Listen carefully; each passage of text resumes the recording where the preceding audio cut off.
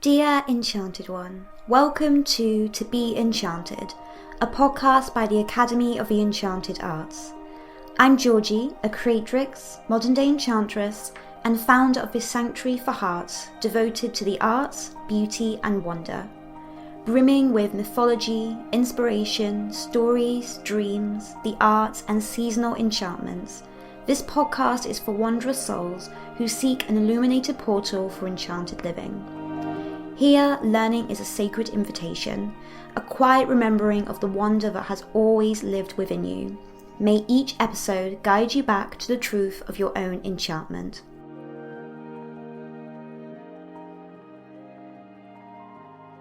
Dear Enchanted Ones, welcome with all my heart to this very first episode of To Be Enchanted, a podcast from the Academy of the Enchanted Arts. Before anything else, I just want to offer you the deepest well of gratitude for being here.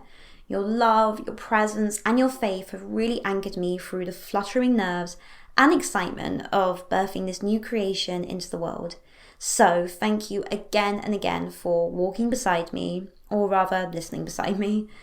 And today, for my very first episode, I want to explore the language, spirit, and soul of the word enchantment, answering the question of what does it truly mean to be enchanted.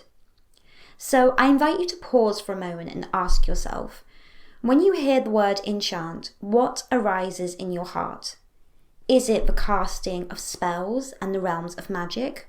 Or is it the hush of wonder before beauty so profound you cannot describe it? For me, the word enchantment carries within it an entire world, a shimmering constellation of meanings and mysteries. And in this episode, I'd love to uncover its essence with you, not only through feeling, but through the beautiful alchemy of language itself. So let's begin with one of my greatest passions, etymology, the study of the origins and histories of words. I often say that to love writing is to love words, their shapes, their sounds, their secret music. But to love etymology is to fall in love with their roots, to dig into the soil from which they first bloomed. And as for enchantment, we can see the word enchant first appears around 1374, meaning to influence or to delude. Then, just 3 years later, it evolved into its more familiar meaning, to put under a spell. We can also find origins from Old French, enchanted, which comes from the Latin incantare, which means to consecrate with spells, to charm, to bewitch, to ensorcel, and forms the basis of the word enchant. This word has later become incantation in English.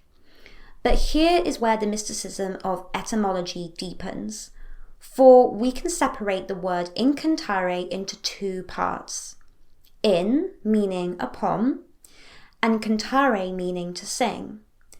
So, to enchant at its most ancient heart means to sing upon, to sing into, and to sing something into being.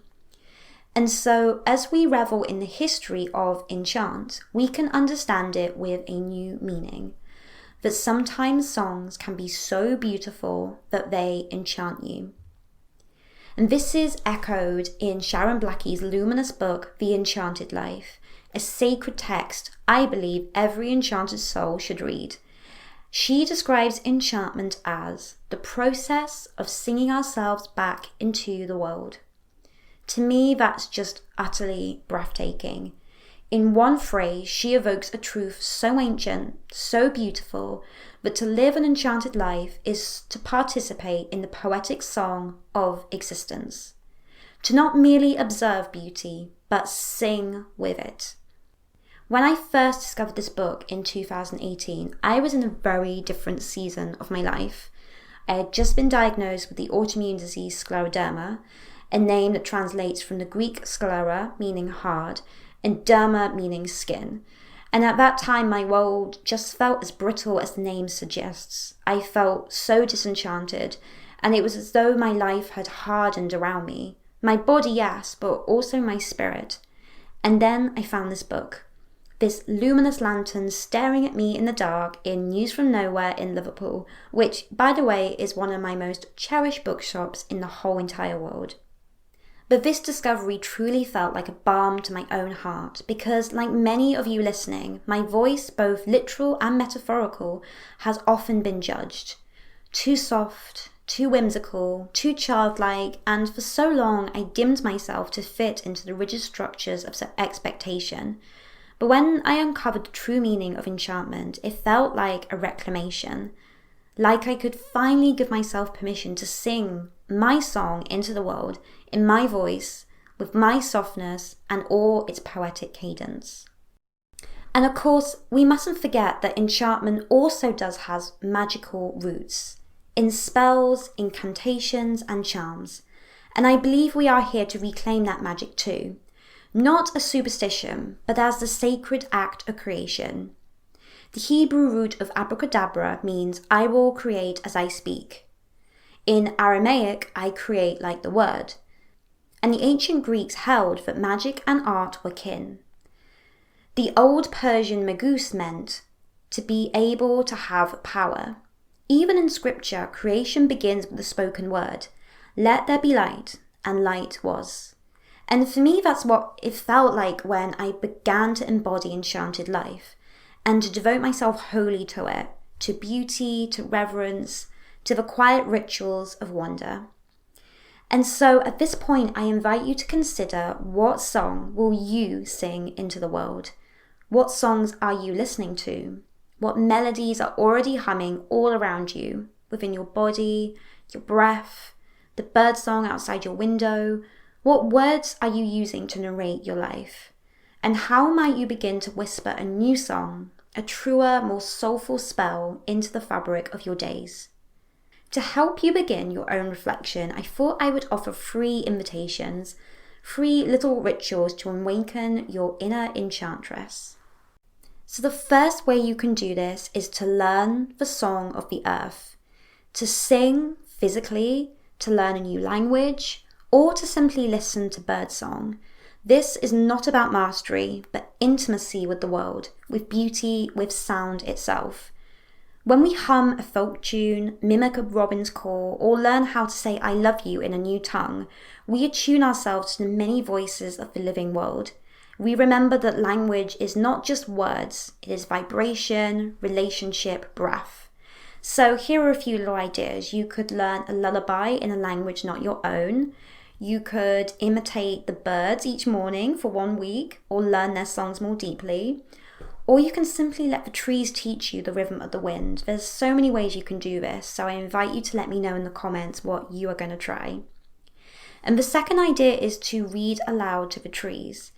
Take a book of poetry, a journal entry, or even a song lyric and bring it outside.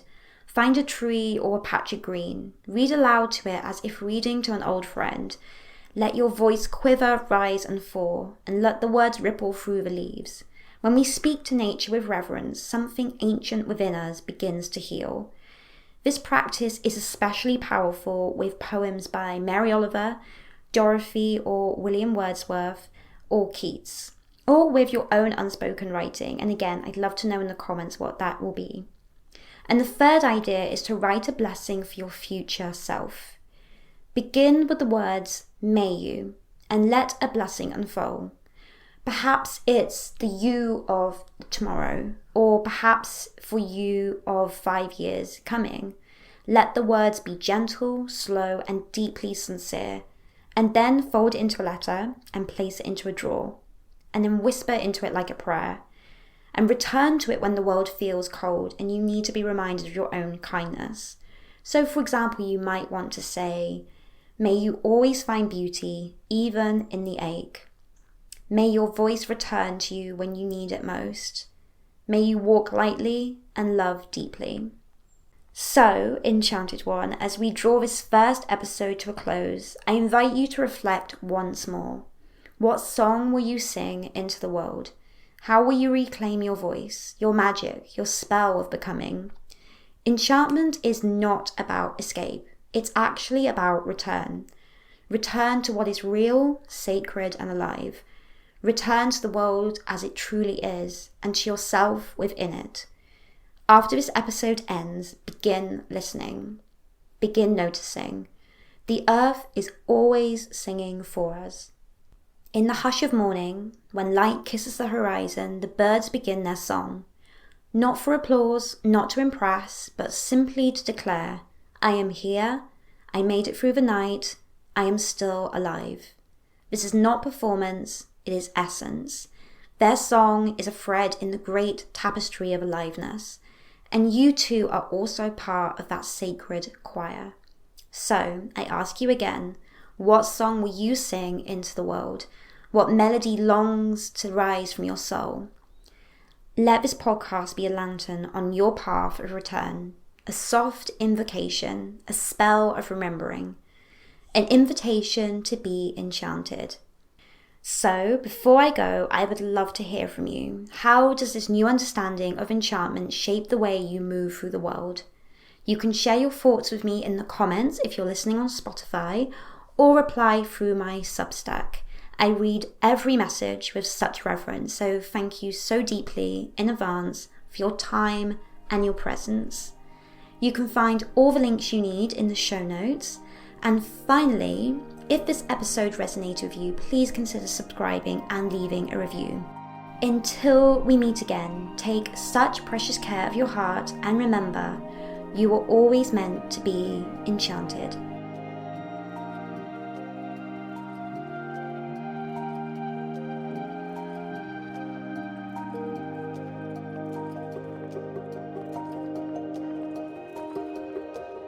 Thank you so deeply for listening to my podcast, To Be Enchanted.